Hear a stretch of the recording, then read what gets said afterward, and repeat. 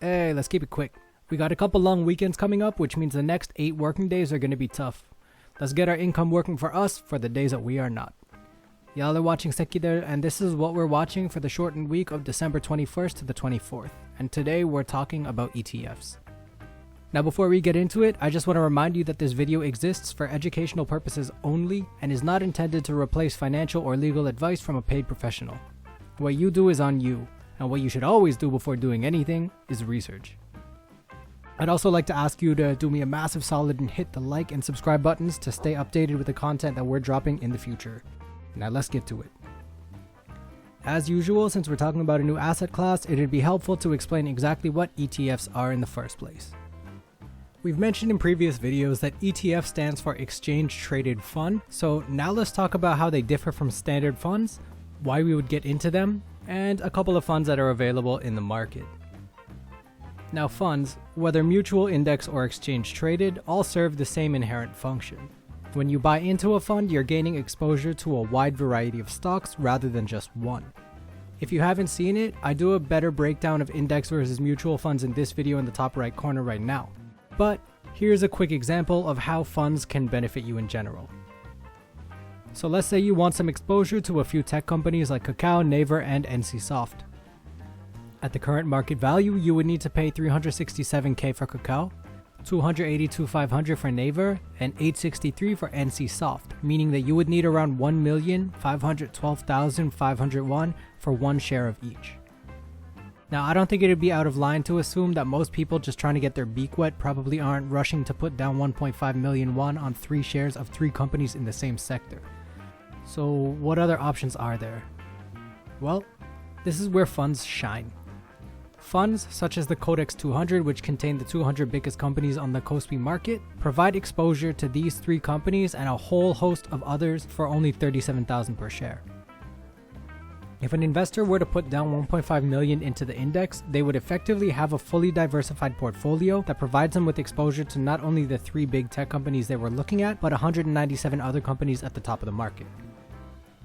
Now, the main functional difference between ETFs and traditional mutual funds or index funds is that ETFs aren't bought and sold in the same way.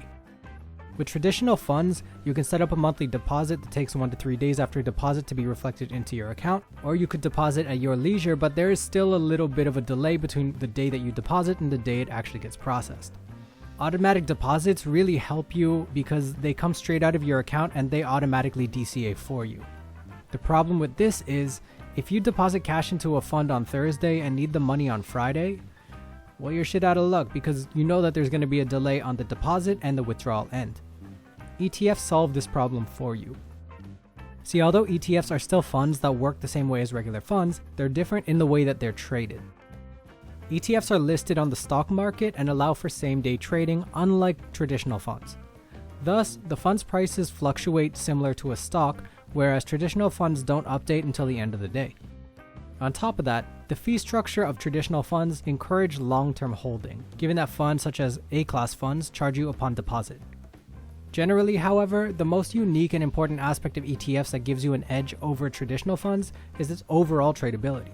Whether you need that tradability is up to you, your time horizon, and your goals. Now, some ETFs are index ETFs, which leave little room for improvisation as they're inherently tied to an index. However, there are also a wide variety of ETFs that specifically target different sectors. For example, there's a Codex Ja동cha ETF, which provides exposure to car companies like both Hyundai and Kia, as well as car part manufacturers like Hyundai Mobis, Hankook Tire, Kumo Tire, and Hanon Systems. The Tiger Healthcare ETF provides exposure to companies in the healthcare industry such as Celltrion, Celltrion Healthcare, SK Biopharm, and Samsung Biologics. A sector that most people are unlikely to feel competent in may be industrials. Guess what? If that's you, you're in luck. They have the KB Star 200 Sanapje, which maintains holdings like Hyundai Globus, HMM, S1, and Korean Airlines. Investors who prefer stock picking to index funds like to use ETFs to target sectors that they're not familiar with or are uninterested in actually learning about, but still recognize the need for exposure. Another way to use ETFs would be to target very specific themes, and that's what we're going to be previewing today. Now, one of the biggest global trends in the past few years has been the surge of interest in ESG firms. This acronym stands for Environmental, Social, and Corporate Governance, and it aims to include environmental sustainability and positive social impact in the consideration of a stock. These days, with a lot of new investors in the markets who actually care about the well-being of the planet and the people on it, ESG assets have been growing in popularity. In fact, BlackRock Financial just announced an aim to double their ESG holdings over the next 5 years in an aim to pressure firms to become more sustainable through the power of big money. Similarly, investment firms in Korea have started providing ESG-specific fund offerings, of which we'd like to take a look at now. The first one is the Focus ESG Leaders ETF, which is provided by VI Asset Management of Korea. This ETF provides quarterly dividends, as most ETFs do, and is at the moment extremely diversified across insurance, financial, telecom, and technology companies. This trust is based on the ESG Leaders 150 Index according to the Korea Composite Government Services ESG evaluation criteria, and it draws from both the KOSPI and the KOSDAQ.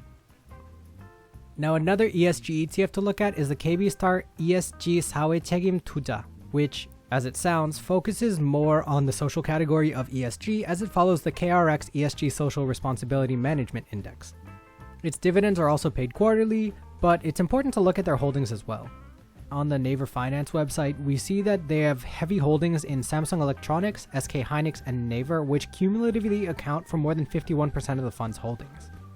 This means that any big swings in the share price of any of those three companies, especially Samsung, will significantly impact the value of the ETF. Now, I didn't look at these because I'm particularly interested in them, but I just really wanted to demonstrate how important it is to know what you're buying. With criteria as superficially specific as ESG, it may be tempting to assume that you know generally what's in the fund. However, as just demonstrated, the holdings and distributions of each fund can vary greatly, and you may already have exposure to the majority of the holdings in a given ETF if you're in an index or already have invested directly into them in your own portfolio. Now, I know this video has gone a little bit long, but let me give you my opinion on this real quick. For people who don't have much time, money, or interest to spend in the stock market itself, but still intend to be here long enough to ride the ups and downs of the market, traditional funds are probably enough. Traditional funds are like the Ronco 4000 set it and forget it assets, and the market index tends to beat mutual funds in the long run anyways. The tradability of ETFs may be beneficial to you if you look to trade them in the short term, but could also lead to paper-handed share dumping if you're looking at the asset's movements on a day-to-day basis. But if you do decide to go the ETF route, always make sure you know what you're buying, otherwise you may just be buying companies that you already own and paying fees you really don't need to be paying. Alright. That's it for me. This is the only video that's going to be released this week because it's almost Christmas and I don't want you to waste your time listening to my voice. Enjoy the long weekend, wear a jacket, and we'll see you later. Peace.